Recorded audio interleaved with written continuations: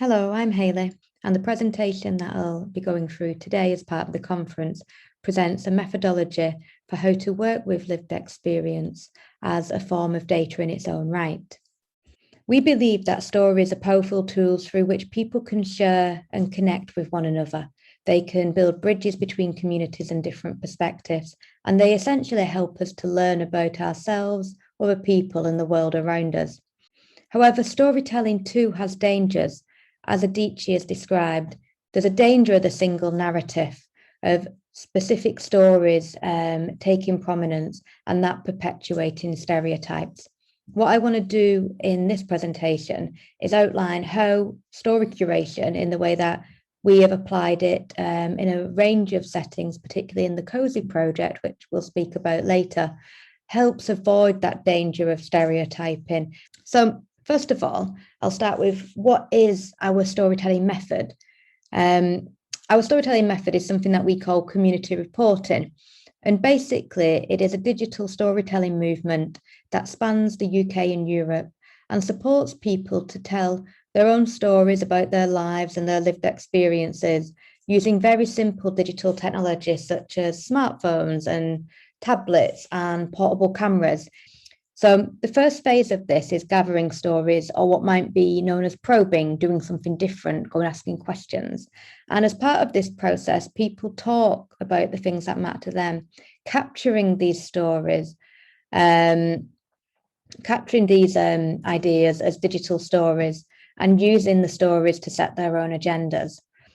Following on from this, because storytelling, when it's done in a way in which there is no agenda and it's relatively open and people can talk about what they want to with limited structuring of it, it can actually get quite messy. So story curation, of a sense-making part of our cycle, helps us to understand the stories, helps us to identify key insights within them, and also by looking at stories across a collection of them, not just individual stories, it helps us to challenge perceptions and highlights different perspectives. And this area of our work is what we'll be focusing on a bit more shortly.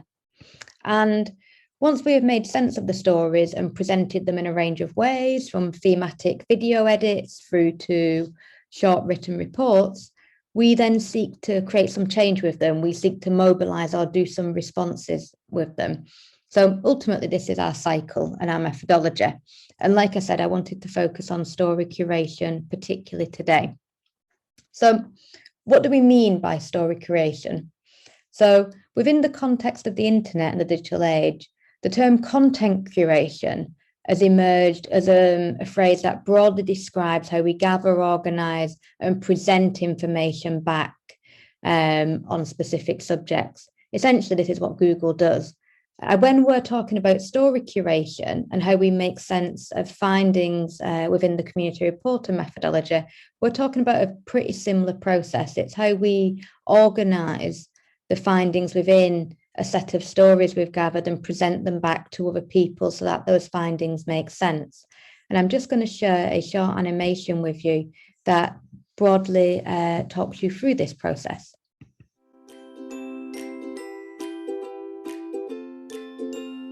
With the stories we gather, we co-curate them through a unique approach to analysis and packaging.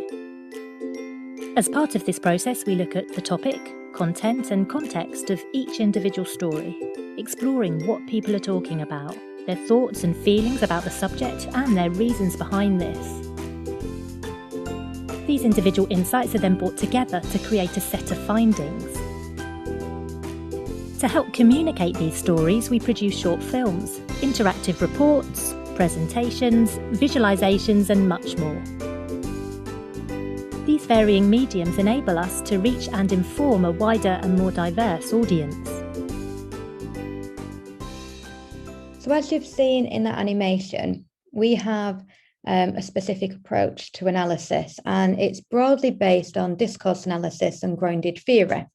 So each individual story, we work with the people who've told the stories to review them and identify different layers of the discourse within them.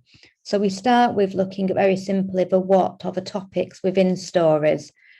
We also move on to looking at the content of the stories. So how are people talking about those topics?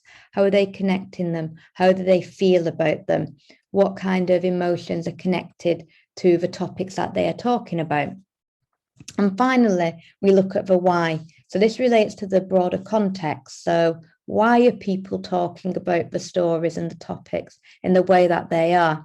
So we do this for each individual story. And with each individual story, we have a set of findings. So essentially, we do a vertical analysis of each story with the people who've told the stories in small groups, in which we identify the key insights within the story itself. Once we have conducted that, we look across the stories in a more horizontal approach to look at what findings and ideas emerge from them. And from them, we put them into themes or trends or groups, as well as acknowledging the different differences within them. So there may be some anomalies as well, what emerges in that process. And I guess the key elements about this approach that are useful to note is that this is not usually an approach that is applied by an individual researcher or the research team, but is instead undertaken with our community reporters and storytellers in deliberative workshop spaces. Underpinning this idea is that we believe that the people who've been sharing their experiences are integral to the sense making, and also they bring with them a wider conversation around their stories that helps us to really get to grips with the how and the why. So those more nuanced readings that go beyond a simple topic analysis.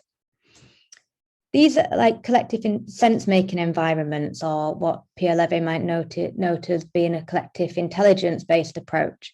They provide space for people to listen to one another's stories, to actively listen, and then to identify the insights within them. So basically, they're setting the agenda.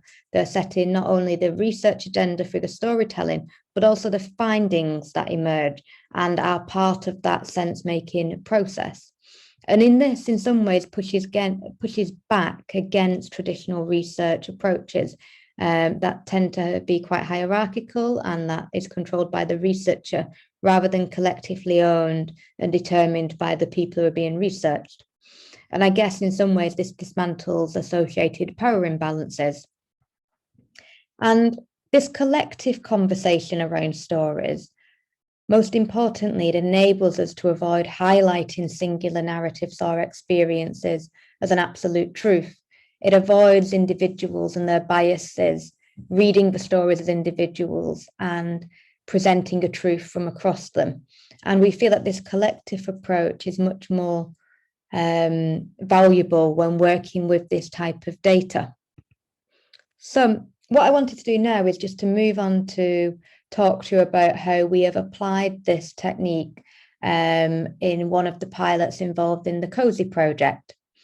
So the COSY project is a H2020 project that looks at how co-creation can be used to enhance public services. And as part of this project, different pilots took place across Europe that have tested out different ways of co-creating the service. So this example is based on the Finnish pilot that sought to address the issue of youth marginalisation within the city of Turku.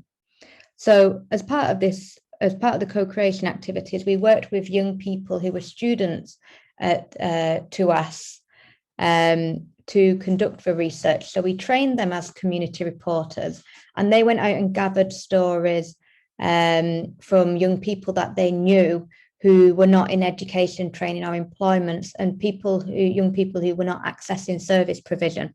So they did this by personal connections, social media, and by basically going out on the street and talking to young people.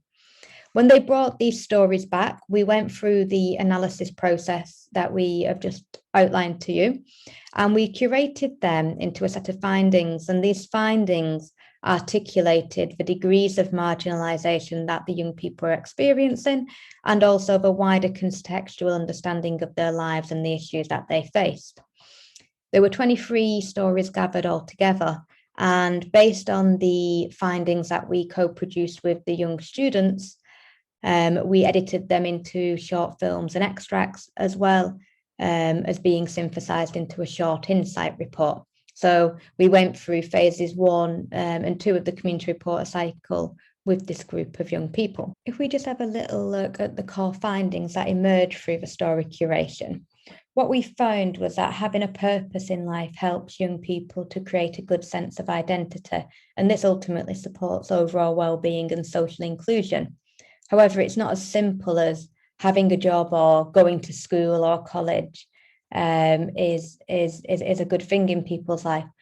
That correlation is too simple.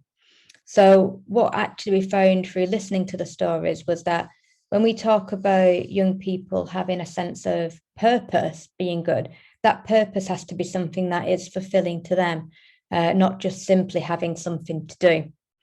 And what we did with the young people we worked with who'd gathered the stories and had these conversations with their peers is we found that there were different groups of young people. So we kind of created a Venn diagram that differentiates some of these different groups. So there was a group of young people who just needed a little helping hand. And these young people were generally okay and just needed a little push up to be able to get back into education, training, or a work, or to be living fulfilling lives. There was another group of people who had kind of like a single issue to tackle. So, for example, young migrants who face language barriers as a means to being fully engaged in society. There were also young people with multiple complex issues, so the opposite of the single issue group. And these young people were facing a range of issues such as lack of qualifications, homelessness, drug abuse, etc., etc. So those young people had multiple things going on in their lives and tended to have the most chaotic lives of the people we spoke to. And there's another category of young people who were stuck in a rut. And these young people lived generally at home with their families and came from supportive, quite well off families, but they were just stuck in a rut. They didn't go out much. They played video games or hung about at home. They didn't socialize much. They didn't have many friends, and their life was very limited in terms of social activity. And there were also people who moved between these categories, or operated between them. And it was these in-betweeners and these young people who were stuck in a rut who were most at a distance from services. And how they were used is the stories were used to inform the pilot and the interventions that it made. So the city of Turku, the municipality, looked at what interventions they could be making to support young people who were outside education, employment and training. And these findings were used to create authentic person profiles or personas that were used in hackathons and living labs to generate these ideas about what could be done to support young people. So as you've seen from some of the quotes on the page now, those stories had a tremendous impact in the sense of how they were used integrally to the pilot, but also how they brought the real voice of young people direct to the municipality. So to conclude, what I'm hopefully have demonstrated in this short presentation is that the approach we take to story curation here at People's Voice Media can avoid the danger of the single story, as Adichie noted. Instead, we're looking at what we can learn, not purely through single stories, but from story sets, whilst at the same time maintaining the authenticity and the voice in individual stories. So to handle those two scenarios, the individual story and the collective story, and to create a space in which both can operate together.